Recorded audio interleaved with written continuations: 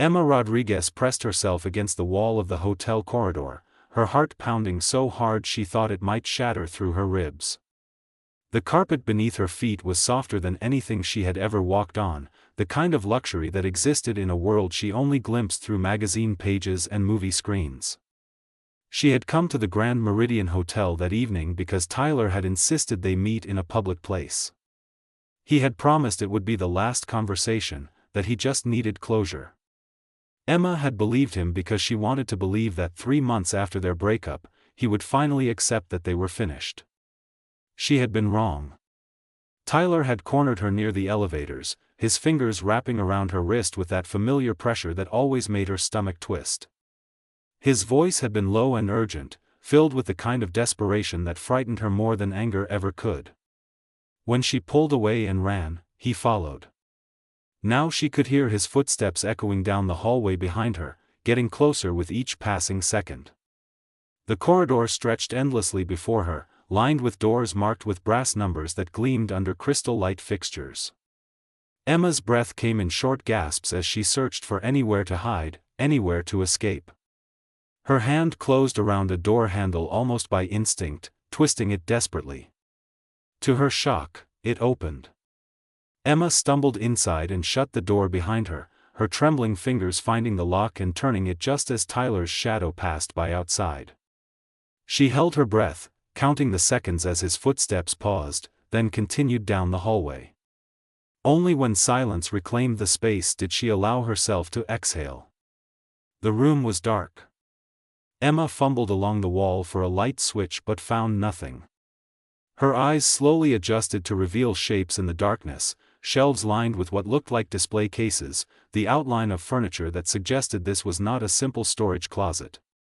The air smelled expensive, a mixture of leather and something woodsy that reminded her of the cologne section at department stores she could never afford to shop in.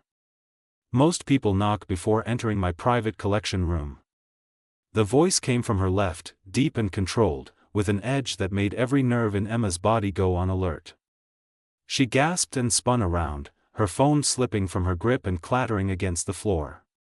In the darkness, she could barely make out the silhouette of a man sitting in what appeared to be a leather chair, perfectly still, as though he had been waiting for her. "I'm sorry," Emma managed, her voice embarrassingly small. "I didn't know anyone was here. I'll leave right now." "You're running from someone." It was not a question. The man rose from his chair with fluid grace, and Emma heard rather than saw him move toward a wall panel. A moment later, soft light flooded the space. Emma blinked against the sudden brightness. The room was smaller than she had imagined but elegantly appointed. Glass cases lined one wall, displaying what appeared to be rare artifacts and expensive watches. A small bar cart held crystal decanters filled with amber liquid. 2 leather chairs faced each other across a low table. And standing near the light switch, watching her with an expression of calm assessment, was the most striking man Emma had ever seen. He appeared to be in his mid-30s, tall and lean with dark hair styled away from a face that could have been carved from stone. He wore a black suit with the jacket removed, his white shirt rolled to the elbows revealing forearms that suggested he was no stranger to physical work despite his obvious wealth. His eyes were a startling shade of gray, studying her with the kind of intensity that made Emma feel simultaneously exposed and protected. "My ex-boyfriend," Emma said, retrieving her phone from where it had fallen near his polished shoes. "He followed me here.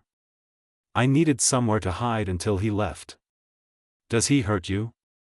The question was asked with careful precision, and something in his tone made Emma look up sharply. "Not physically," she said, then immediately regretted the qualifier. "He's just persistent. I ended things 3 months ago, but he won't accept it.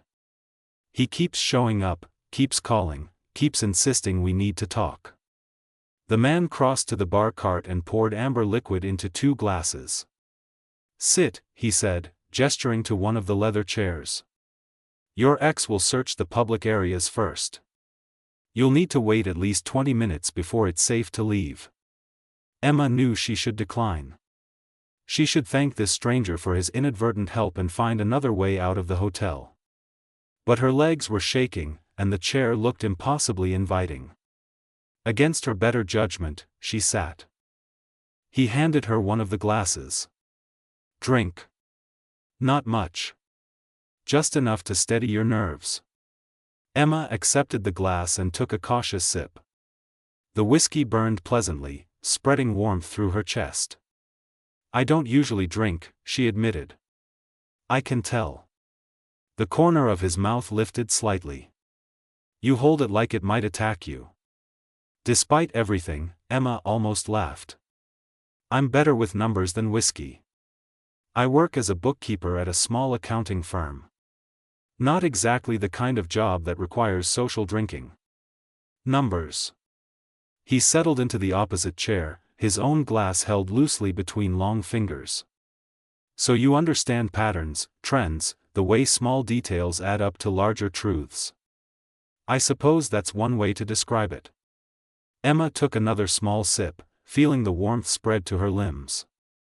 "Mostly I make sure people's financial records are accurate and organized. It's not glamorous, but I like the precision of it. Numbers don't lie if you know how to read them." "They don't," he agreed, never breaking eye contact. "Unlike people, who lie constantly. About their intentions, their feelings, their true natures." There was something almost melancholy in the observation. Emma found herself leaning forward slightly. "You sound like you've been lied to a lot." "I have. And I've done my share of lying as well." He sipped his whiskey thoughtfully. "It's the nature of my work. Strategy, negotiation, presenting information in ways that serve specific purposes. The truth becomes malleable when enough money is involved." "What do you do?" Emma asked, curiosity overriding caution. "I manage investments and business interests for clients who value discretion." His answer was carefully vague. "Some of those interests operate in areas where traditional business practices are insufficient. I facilitate arrangements that benefit multiple parties." Emma had worked in accounting long enough to recognize euphemism when she heard it. This man operated in gray areas, conducting business that probably skirted legal boundaries. She should be alarmed. Instead, she felt oddly reassured by his honesty about the lack of honesty in his work. Her phone buzzed in her lap. Tyler's name flashed across the screen along with a text message. "I'm waiting in the lobby." "We're going to talk, Emma." "I'm not leaving until we do." The stranger noticed her reaction. "Your ex?" Emma nodded, her earlier calm evaporating. "He says he's waiting in the lobby. He's not going to leave." "Then we'll wait longer." The man rose and moved to a panel on the wall, pressing something that made a small screen illuminate. Security camera feeds, Emma realized, showing various angles of the hotel's public spaces. He found the lobby view and adjusted it, revealing Tyler pacing near the front entrance, his phone pressed to his ear. "That's him," Emma confirmed, her stomach twisting at the sight of Tyler's familiar form. The stranger studied the screen for a moment, then turned back to her. "Your ex knows what he's doing. He's chosen his battlefield carefully. Public enough that you can't accuse him of anything criminal, persistent enough to wear you down until you agree to talk just to make him stop." The accuracy of the observation sent a chill through Emma. "You sound like you've seen this before." "I've seen many things, including people who need help but don't know how to ask for it." He returned to his chair. "I have a proposition for you, Emma." "Not tonight. You're exhausted, and I want you thinking clearly when you consider it. But if you're interested in a permanent solution to your problem, one that benefits both of us, I'd like to discuss it tomorrow." Emma stared at him. "What kind of solution?" "The kind where you help me avoid an unwanted business arrangement, and I ensure your ex never contacts you again." He produced a business card from his pocket, plain black with raised silver text. "My name is Julian Blackwell. Take my card. If you're interested, call me tomorrow afternoon." Emma took the card, feeling the expensive weight of the cardstock. "What exactly are you asking me to do?" I'm asking you to call me tomorrow. Julian stood and moved to the door, unlocking it with a key she hadn't noticed him using. The rest we'll discuss then. Go now while the lobby is clear. Use the east exit. Your ex will be watching the main entrance. Emma slipped past him into the corridor, clutching his card. When she glanced back, Julian was still standing in the doorway of his collection room, watching her with an expression she couldn't decipher. Tomorrow, he said quietly. Emma nodded and walked away, his card burning against her palm like a promise she didn't yet understand but already knew she would keep. Emma stood in her tiny apartment the next morning, staring at Julian Blackwell's business card as sunlight streamed through her single window. She had barely slept, her mind circling around his proposition like a moth drawn to flame. What could a man like that possibly need from someone like her? And more importantly, what would it cost? Her phone rang at exactly 9 o'clock. An unknown number flashed across the screen.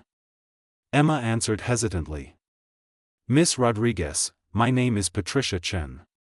I'm calling on behalf of Mr. Blackwell. He'd like to meet with you this morning if you're available. A car will arrive at your address in 30 minutes. Emma looked around her cramped studio apartment, at the second-hand furniture and the stack of library books on her nightstand.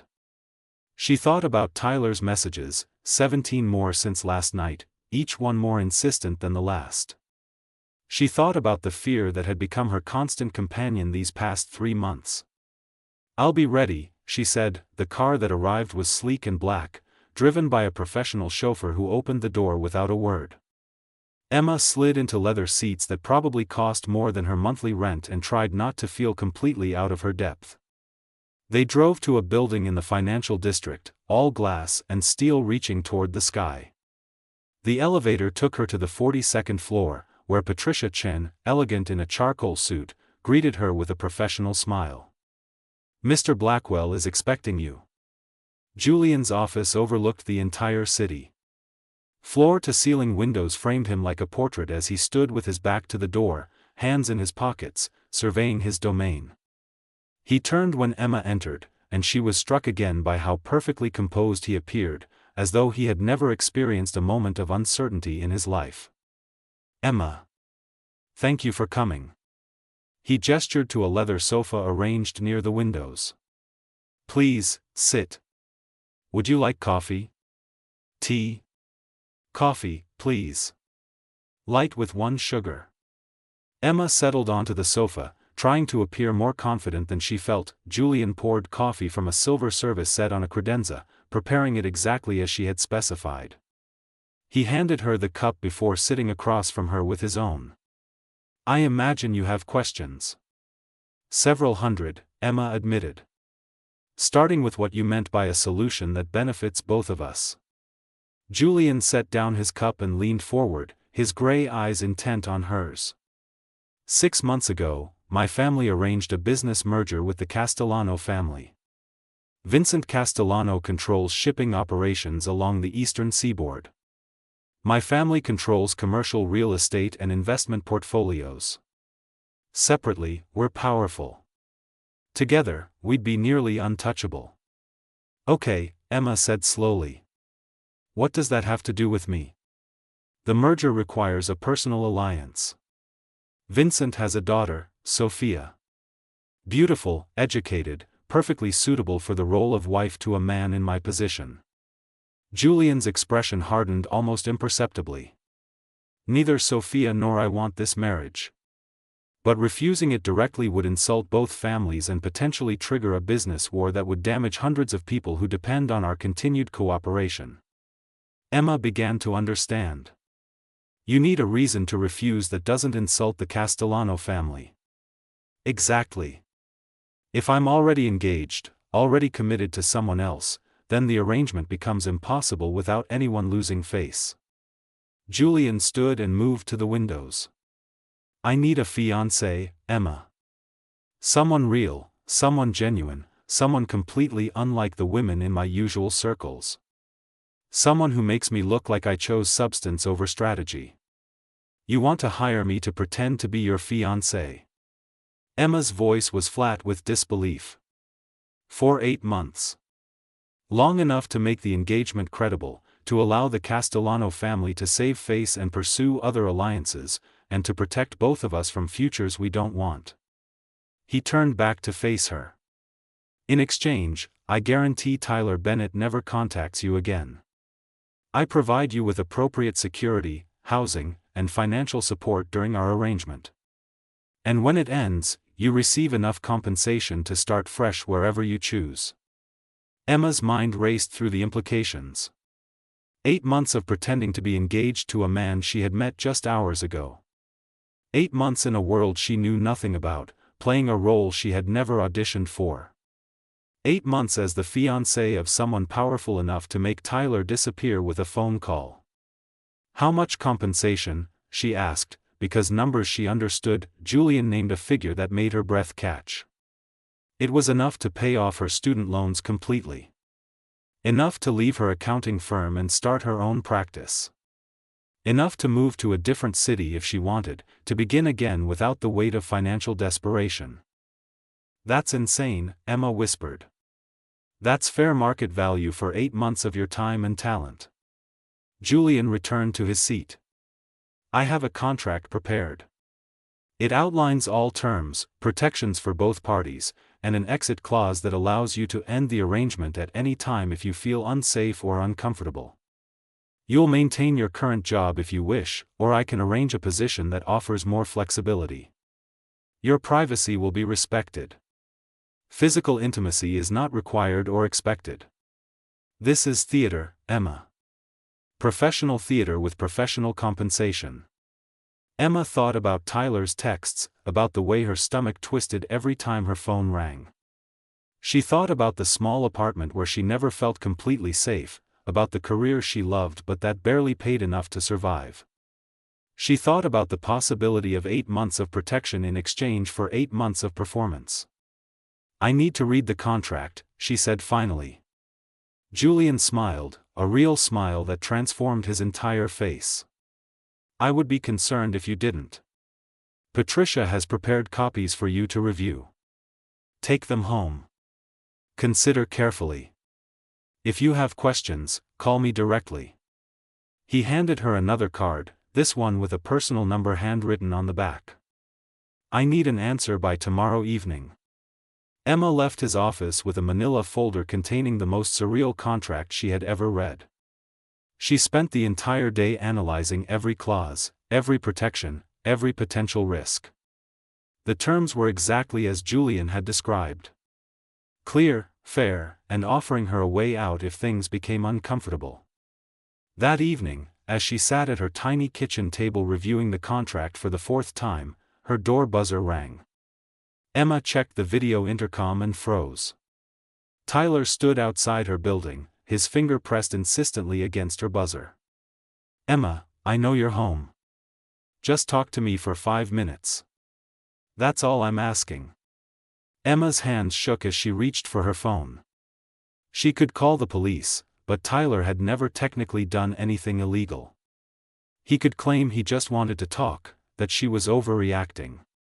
The police would tell her to get a restraining order, which required proof of threats or violence she couldn't provide. Instead, she dialed the number Julian had given her. He answered on the first ring. Emma. Tyler's outside my building. He won't leave. Her voice trembled despite her best efforts to control it. Lock your door and stay away from the windows. I'm sending someone. Julian's voice was completely calm, as though this were a minor inconvenience rather than a crisis. Emma, listen to me. You're safe. I promise you're safe. 20 minutes later, Emma watched through her intercom as 2 men in dark suits approached Tyler. The conversation was brief and one-sided. Tyler's expression shifted from annoyance to confusion to something that looked like fear. He left quickly, almost running down the street. Her phone rang again. Julian. He's gone, Emma said before he could speak. He's gone permanently. My associates explained that continuing to contact you would have severe professional consequences. Tyler works at a marketing firm downtown. That firm does business with several of my subsidiary companies. He now understands that his employment depends on leaving you alone. Emma should have been horrified by the casual display of power. Instead, she felt a weight lift from her chest that she hadn't realized she was carrying. Thank you. You haven't agreed to anything yet. Consider that a demonstration of goodwill. Julian paused. Emma, I'm not a good man by most definitions. I use leverage and influence to get what I want. But I keep my word, and I protect what's mine. If you agree to this arrangement, you'll be under my protection. That means something. Emma looked at the contract spread across her table, at Julian's card with his personal number, at the empty street where Tyler had stood just minutes ago. She thought about 8 months of safety, of financial security, of the possibility of building something new. I'll sign the contract, she said. When do we start? Tomorrow. I'll send a car at 10. Bring whatever you need for a few days. We'll arrange to move the rest of your things later. His voice softened slightly. Get some rest, Emma. Tomorrow changes everything. The next morning, Emma found herself standing in the penthouse suite at the Grand Meridian Hotel, the same building where she had hidden in Julian's collection room just 2 days ago. The suite was enormous, spanning an entire floor with views that stretched to the horizon. Patricia showed her to a bedroom that was larger than her entire apartment, decorated in soft grays and creams with an attached bathroom that looked like something from a spa. Mr. Blackwell wanted you to be comfortable, Patricia explained. If you need anything changed or adjusted, just let me know. Your closet has been stocked with appropriate clothing for various events, all in your size. There's also a study set up with everything you need to continue your work. Emma walked through the space in a daze. The study Patricia mentioned had a beautiful desk, a comfortable chair, and shelves already filled with reference books related to accounting and finance. A state-of-the-art computer sat ready for use. Every detail had been considered. Julian appeared in the doorway of the study, watching her reaction. Is it acceptable? It's overwhelming, Emma admitted. I've never lived anywhere like this. You'll adjust. Most people do, once they realize that luxury is just another kind of normal. He entered the room, moving to stand near the desk. We need to establish our story before we go public. How we met, how long we've been together, why we kept it quiet. For the next hour, they constructed their fictional relationship. They had met 4 months ago at a charity auction where Emma had been working as a volunteer helping with registration. Julian had been there representing his company's philanthropic foundation. They had started talking, discovered a mutual appreciation for precision and strategy, and begun seeing each other quietly. They had kept the relationship private because Julian valued his privacy and Emma wasn't comfortable with public attention. It's close enough to the truth that we won't stumble over details, Julian explained. The best lies are built on foundations of fact. Over the following days, Emma was introduced to Julian's world in carefully orchestrated stages. There were shopping trips with Patricia to acquire appropriate jewelry and accessories. There were etiquette lessons disguised as casual conversations about what to expect at various events. There were meetings with Julian's attorney to review additional legal protections and contingency plans.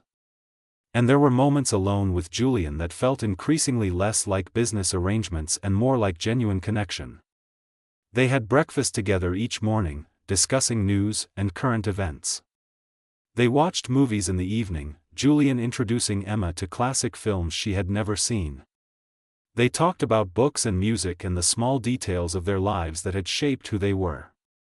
Tell me about your family, Julian said one evening as they sat on the terrace overlooking the city.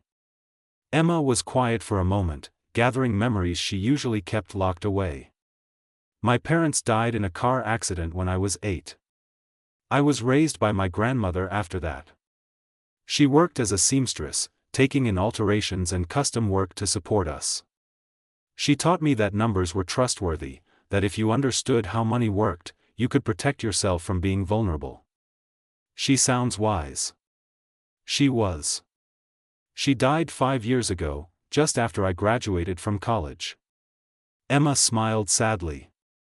She never got to see me start my career, but I think she would have been proud. Julian was quiet for a long moment. My father built our family business through strategic ruthlessness. He taught me that power was the only currency that mattered, that sentiment was weakness, and that family legacy was everything. He turned to look at Emma. He died 3 years ago. I inherited his empire and his enemies and his belief that everything could be controlled through careful planning. Can it? Emma asked softly. I used to think so. Now I'm not so sure. He reached out and took her hand, a gesture that had become familiar over the past week. This arrangement we have, it was supposed to be completely controlled. A transaction with clear parameters. But you make me question those parameters, Emma. You make me want things I didn't plan for. Emma's heart raced at the admission. Julian, we have a contract. We agreed this was temporary. We did. And that agreement stands. I'm simply acknowledging what's happening between us. His thumb traced circles on her palm. You feel it too. The way this has stopped feeling like pretending. Before Emma could respond, Patricia appeared on the terrace. Excuse me, Mr. Blackwell. Your mother has arrived. She's waiting in the sitting room. Julian's expression shifted instantly to one of careful neutrality. Thank you, Patricia. He stood, offering Emma his hand. My mother wants to meet you. This is important, Emma. Caroline Blackwell is perceptive and strategic. She'll be evaluating whether our engagement is real. Caroline Blackwell was elegant and intimidating in equal measure, a woman in her early 60s who carried herself with the confidence of someone accustomed to being obeyed. She examined Emma with sharp green eyes that missed nothing. So you're the woman who captured my son's attention. Caroline's voice was carefully neutral. Julian doesn't usually introduce me to his companions. The fact that he's introducing you suggests this is serious. We're engaged, Mother. Julian moved to stand beside Emma, his hand settling protectively at her waist. I wanted you to meet Emma before we make the public announcement. How convenient. Just as the Castellano alliance was being finalized. Caroline's gaze never left Emma's face. Tell me, Miss Rodriguez, what do you do? I'm a bookkeeper at Morrison & Associates. Emma kept her voice steady despite her nervousness. I specialize in small business accounting and tax preparation. A bookkeeper. Caroline repeated the word as though testing its weight. And you met my son at a charity function? Yes. I was volunteering with registration. Emma met Caroline's gaze directly. We started talking about organizational systems and efficiency. Julian asked me to dinner. We've been seeing each other since then. Caroline was silent for a long moment, her expression unreadable. Then she smiled, a real smile that softened her entire face. You're not what I expected, Miss Rodriguez. That's refreshing. My son has always chosen companions who were exactly what was expected of him. Beautiful, cultured, from appropriate families. All very strategic and all very boring. Mother, Julian warned. I'm paying your fiancé a compliment. Caroline turned her attention to Julian. If this engagement is real, I'm pleased. Emma seems genuine. If this is another one of your strategic maneuvers, I'm still pleased. At least you've chosen someone interesting for your scheme. After Caroline left, Emma sank onto the sofa, emotionally exhausted. She knows this is fake. She suspects this is strategic. There's a difference. Julian sat beside her. My mother understands that everything in our world is strategic to some degree. She's giving us her approval regardless of our true motivations. That's what matters. Over the following weeks, Emma was gradually introduced to Julian's social circle. There were dinners with business associates, charity events where they were photographed together, and carefully orchestrated appearances that established their relationship as real. Emma learned to navigate conversations about art and culture she knew nothing about, to smile through questions about her background that were designed to make her feel inferior, and to present herself as confident and poised even when she felt completely out of her depth. Through it all, Julian was constant presence beside her. He guided her through social minefields with subtle touches and quiet comments. He defended her when questions became too personal or intrusive. He made her feel valued in a world that seemed designed to make her feel inadequate. And somewhere in the performance, Emma realized she had stopped acting. The way she looked at Julian, the way her pulse quickened when he entered a room, the way she found herself seeking his opinion on everything from what to wear to what to think about complex business situations, all of it had become genuine. The realization terrified her. One evening, as they prepared for another charity gala, Emma stood before her mirror adjusting the diamond necklace Julian had given her to complete her outfit. He appeared behind her, handsome in his tuxedo, and their eyes met in the reflection. "You look beautiful," he said softly. "I look expensive," Emma corrected. "There's a difference." "There is. And you're both." Julian's hand settled on her shoulders. "Emma, we need to talk about what happens when this arrangement ends. We agreed on 8 months. We still have 5 months remaining." Emma kept her voice carefully neutral. "I know what we agreed. I'm asking what you want." He turned her to face him. "Because what I want has changed. I don't want this to end, Emma. I want you to stay. Not as part of an arrangement, but because you choose to. Because what we have is real." Emma's breath caught. "Julian, I don't belong in your world. Tonight I'll smile and make small talk with people who own companies and control industries. Tomorrow I'll go back to being a bookkeeper who grew up in a tiny apartment with a grandmother who took in sewing to pay the bills. Those two realities don't merge. They do if we decide they do." Julian cupped her face in his hands. "I don't care about your background, Emma. I care about who you are. You're brilliant and kind and genuine in a world full of calculated artifice. You make me want to be honest instead of strategic. That's worth more than any alliance or business deal." Before Emma could respond, Patricia knocked on the doorframe. "The car is ready whenever you are." The gala was held at the city's most prestigious museum, a glittering affair with hundreds of guests dressed in designer gowns and expensive suits. Emma and Julian moved through the crowd, presenting the perfect image of a couple in love. But Emma's mind was churning with Julian's words, with the implications of what he was offering. Midway through the evening, a man approached them with a smile that didn't reach his eyes. He was tall and distinguished looking, probably in his late 40s, with silver threaded through his dark hair. "Julian Blackwell. I was hoping I'd see you here." The man extended his hand.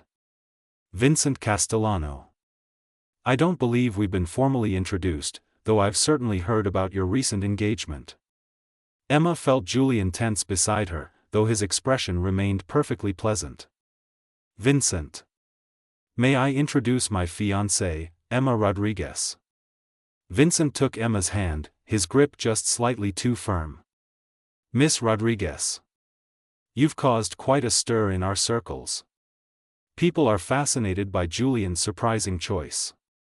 "I'm not sure whether to be flattered or insulted by that," Emma said lightly, though she understood the veiled insult perfectly. "Flattered, of course." Vincent released her hand. "It's simply unusual for someone in Julian's position to choose a partner from outside our usual sphere. Refreshing, really. Though it does complicate certain business arrangements that were in progress. If you're referring to the proposed alliance with your family, that arrangement was never going to happen." Julian's voice was polite but edged with steel. "I made my position clear months ago. You made your reluctance clear. We assumed it was negotiable." Vincent's smile sharpened. "Everything is negotiable with the right leverage, Julian. You know that better than most. Not this. Julian's arm tightened around Emma's waist. If you'll excuse us, Vincent. I promised Emma a dance.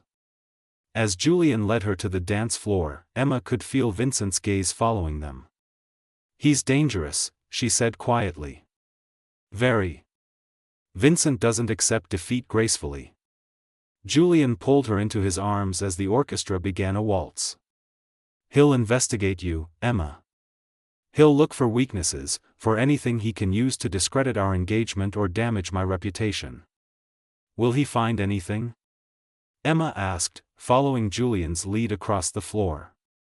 He'll find exactly what we've presented. A bookkeeper from a modest background who captured my attention through authenticity rather than strategy. Julian's expression was grim. But Vincent is creative. He'll find ways to make your background seem like a liability, to suggest I'm being manipulated or that you're unsuitable for the role of my wife. Maybe he's right, Emma said quietly. Maybe I am unsuitable for this world, Julian. Tonight is perfect example. I'm wearing a dress that costs more than I used to make in 3 months. I'm dancing in a museum with billionaires and power brokers. This isn't my life. It could be. Julian stopped dancing, holding her still in the center of the floor while other couples swirled around them. If you wanted it to be. Emma, I meant what I said earlier. I don't want this arrangement to end. I want you to stay. Not because of our contract, but because I'm falling in love with you. The words hung between them, honest and vulnerable in a way Julian never allowed himself to be in public.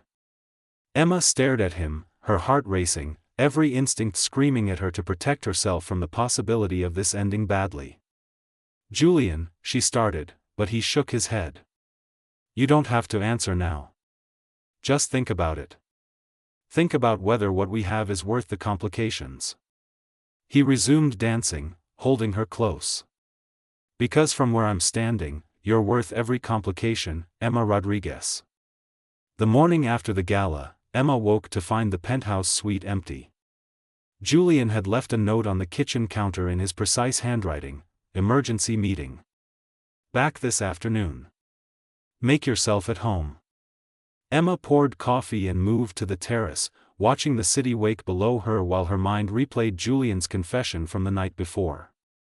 He was falling in love with her. The most controlled, strategic man she had ever met had admitted to feelings he hadn't planned for. And Emma, if she was honest with herself, had been falling for him too. Somewhere between the careful choreography of their fake engagement and the quiet moments of genuine conversation, she had stopped pretending. Her phone rang. An unknown number with a local area code. Hello? Miss Rodriguez, this is Detective Sarah Morrison. I'm investigating a matter that involves your ex-boyfriend, Tyler Bennett. I'd like to speak with you if you have time today. Emma's stomach dropped. What kind of matter? I'd prefer to discuss it in person. Are you available this morning? 2 hours later, Emma sat across from Detective Morrison in a coffee shop 3 blocks from the hotel. The detective was a woman in her 40s with sharp eyes and a no-nonsense demeanor that reminded Emma of her grandmother. Tyler Bennett filed a police report claiming he was threatened by associates of Julian Blackwell approximately 3 weeks ago, Detective Morrison said without preamble. He alleges that these individuals told him to stop contacting you or face professional consequences. Can you confirm or deny that this occurred? Emma's mind raced. She could lie, but lying to police seemed like an exceptionally bad idea. She could tell the truth, but the truth made Julian look like exactly the kind of dangerous man Vincent Castellano would love to expose. Tyler was harassing me, Emma said carefully. Showing up at my apartment, sending dozens of messages, refusing to accept that our relationship was over. I mentioned this to Julian. I don't know what actions he took, but Tyler stopped contacting me after that. You don't find it concerning that your fiancé may have used intimidation tactics against your ex? I find it concerning that my ex refused to leave me alone despite repeated requests. If Julian helped resolve that situation, I'm grateful. Emma met the detective's gaze steadily. Tyler wasn't physically violent, but his behavior was frightening. What was I supposed to do? Detective Morrison studied her for a long moment. Tyler also claims that Julian Blackwell has connections to organized crime. That his business empire is built partially on illegal activities. Do you have any knowledge of illegal activities conducted by Mr. Blackwell or his associates? No, Emma said truthfully. I know Julian manages investments and real estate interests. I don't know the details of his business operations, and I've never witnessed anything illegal. The detective made notes on a small pad. Tyler seems convinced that you're in danger, Miss Rodriguez. That Julian Blackwell is using you for some strategic purpose and that you're either complicit or unaware. Is there any truth to that? Emma thought about the contract locked in Julian's safe, about the arrangement that had brought them together, about the 8 months of carefully orchestrated deception. She thought about Vincent Castellano's calculating smile and Caroline Blackwell's shrewd assessment and the world of strategic manipulation she had stepped into. Julian isn't using me, she said firmly. We're engaged because we care about each other. Tyler is making accusations because he's angry that I moved on. Detective Morrison closed her notepad. If you say so, Miss Rodriguez. But be careful. Men like Julian Blackwell don't do anything without strategic reason. Make sure you understand what his reasons are. Emma returned to the penthouse shaken by the conversation. She found Julian in his study, reviewing documents on his computer. He looked up when she entered, immediately registering her distress. What happened? Emma told him about the detective's visit, about Tyler's allegations and warnings. Julian listened without interrupting, his expression growing darker with each detail. Vincent, he said when she finished. This has his fingerprints all over it. He's using Tyler to investigate us, to find weaknesses he can exploit. The detective asked if I knew about any illegal activities. Emma sank into the chair across from his desk. Julian, I need you to be honest with me. What exactly do you do? What am I really part of? Julian was quiet for a long moment, weighing his words. Then he closed his laptop and gave her his full attention. My family's business empire includes legitimate real estate holdings, investment portfolios, and commercial properties. It also includes operations that exist in legal gray areas. We facilitate transactions between parties who can't conduct business through traditional channels. We provide security and enforcement services for clients who need discretion. We have connections to organizations that law enforcement would classify as criminal enterprises. You're connected to organized crime, Emma said flatly. I'm connected to power structures that exist outside traditional legal frameworks, Julian corrected. I don't deal in drugs or human trafficking or any operation that directly harms innocent people. But yes, if you're asking whether I operate entirely within the bounds of law, the answer is no. Emma processed this information, her accountant's mind automatically calculating risks and liabilities. And Vincent Castellano? Operates in similar spaces. Our families have been rivals for 2 generations, competing for the same territories and clients. The proposed alliance through marriage was meant to end that competition by merging our interests. Julian stood and moved to the window. When I refused the alliance, Vincent took it as a declaration of continued rivalry. He'll do whatever he can to damage my reputation and my business operations. Including using you. So I'm leverage. Emma's voice was hollow. That's what Vincent sees when he looks at me. Something he can use against you. That's what he sees. It's not what you are. Julian turned to face her. Emma, I'm not going to lie to you. When I first proposed our arrangement, it was strategic. I needed a way to refuse the Castellano alliance without triggering a war. You needed protection from Tyler. It was a mutually beneficial transaction. And now? Emma forced herself to ask the question even though she feared the answer. Now it's real. What I feel for you is real. What we've built together is real. He crossed to her, kneeling beside her chair so they were at eye level. But I understand if that's not enough. If the truth about my business makes you want to end our arrangement, I'll honor our contract.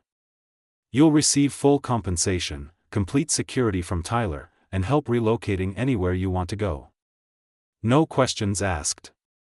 Emma looked at this complicated, dangerous, surprisingly honest man who had somehow become essential to her happiness. She thought about the past 6 weeks, about mornings talking over coffee and evenings discussing everything from philosophy to favorite films. She thought about the way he listened when she talked about her work, genuinely interested in the precision of accounting. She thought about how safe she felt with him despite knowing he operated in worlds most people only read about in crime novels. I don't want to leave, she said quietly. But I need to know what I'm choosing, Julian. If I stay, if this becomes real, what does that mean for my life? It means you'll always be protected. Always be safe. Julian took her hands. It means there will be complications and risks associated with being connected to my family. It means you'll need security protocols and you'll need to be careful about who you trust. But it also means you'll never have to worry about money or safety or being vulnerable to people like Tyler again. And you? Emma asked. What do you get out of this if it's real instead of strategic? Julian smiled, genuine and warm. I get you. I get morning conversations and your terrible jokes and the way you explain accounting concepts like they're the most fascinating things in the world. I get someone who sees me as more than a strategic asset, who challenges me to be honest instead of calculated. That's worth more than any business alliance, Emma. Before Emma could respond, Patricia appeared in the doorway looking unusually flustered. Mr. Blackwell, I apologize for interrupting. Your sister Nicole is here. She says it's urgent. Julian's expression shifted to one of concern. Send her in. Nicole Blackwell was several years younger than Julian, probably close to Emma's age, with the same dark hair and gray eyes. But where Julian's features were controlled and calculated, Nicole's showed open distress. She rushed into the study, barely acknowledging Emma's presence. Julian, we have a problem. Vincent Castellano is claiming you've breached a prior agreement between our families. He's threatening legal action and he's contacting all our major clients spreading rumors that you're unstable, that your sudden engagement proves you're making reckless decisions. Let him talk. Julian remained calm. Our clients know better than to believe gossip. It's not just gossip. He has documentation. Nicole pulled out her phone, showing Julian something on the screen. Old contracts, communications, something about a verbal agreement between Dad and Vincent's father regarding future alliance through marriage. Vincent is claiming it's legally binding. Julian's jaw tightened as he reviewed whatever Nicole was showing him. This is fabricated. There was never a formal agreement, just discussions that never progressed beyond preliminary stages. Can you prove that? Nicole asked. Because Vincent has lawyers who say otherwise. Emma watched this exchange, seeing the strategic complexity Julian navigated daily. She stood, moving to look at the documentation on Nicole's phone. As a bookkeeper, she understood contracts and legal language better than most. She studied the documents, noting dates and signatures and the careful wording. These are preliminary discussions, Emma said after a moment. Look at the language. It's exploratory, conditional. There's no binding agreement here, just intentions that were never formalized. Any first-year law student could argue this isn't legally enforceable. Both Julian and Nicole turned to stare at her. You're sure? Julian asked. I'm a bookkeeper, not a lawyer, but I review contracts regularly. This is posturing, not a legitimate legal threat. Emma handed the phone back to Nicole. Vincent is trying to pressure you into reconsidering the alliance by making you think you're legally obligated. But he doesn't have grounds for a lawsuit. Nicole looked at her brother. She's right. My attorney said the same thing. But Vincent is still causing problems with our business relationships. Then we go public with our engagement. Formally and officially. Julian's mind was clearly working through strategy. We announce it through proper channels, make it clear this is serious and permanent. That removes any ambiguity about my availability for alternative arrangements. You mean make it real, Nicole said slowly, her gaze shifting between Julian and Emma. Actually marry her. The suggestion hung in the air like a bomb no one wanted to acknowledge. Emma's heart hammered against her ribs. They were discussing marriage as a business strategy, which should have been offensive except that it was also exactly what their engagement had been from the start. That's not necessary, Emma said quickly. The engagement itself should be sufficient. Not if Vincent keeps pushing. Julian's expression was thoughtful. A formal marriage creates legal ties that are much harder to discredit or dismiss. It would end this situation definitively. It would also trap Emma in our world permanently, Nicole pointed out, and Emma was grateful someone was thinking about her actual well-being.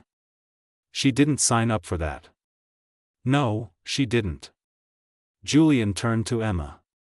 This isn't a proposal. This is me laying out options. If we formalize our relationship through marriage, it solves multiple problems simultaneously. But it also changes everything about our arrangement. You'd be legally tied to me and my family and all the complications that come with that. I won't ask that of you unless you're absolutely certain it's what you want. Emma looked at this man who had been honest with her about his dangerous world, who had protected her from Tyler, who had somehow made her feel valued in a way she'd never experienced before. She thought about Detective Morrison's warning, about Tyler's allegations, about the risks of loving someone who operated in legal gray areas. She thought about the alternative, walking away with her compensation, starting over alone, always wondering what might have been if she'd been brave enough to stay. Can I have 24 hours to think about it? She asked. You can have as long as you need, Julian said immediately. This isn't a decision to make under pressure. After Nicole left, Emma retreated to her bedroom, needing space to think. She called the one person whose opinion she trusted completely, her best friend Rachel, who had been Emma's roommate in college and knew her better than anyone. You're thinking about marrying a man you've known for 6 weeks, Rachel said after Emma explained the situation. Emma, this is insane even for you. I know it's fast. But Rachel, he's not what I expected. He's honest about who he is, what he does, what his world involves. And he makes me feel safe in a way I've never felt before. Safe? Emma, you just told me he's connected to organized crime. Connected to power structures outside traditional legal frameworks, Emma corrected, using Julian's phrasing. That's the same thing with better marketing. Rachel sighed. Look, I'm not going to tell you what to do. But I will say this, you've spent your whole life being careful, being practical, choosing the safe option. Maybe it's time to choose what makes you happy even if it's risky. Just make sure you're choosing it for the right reasons.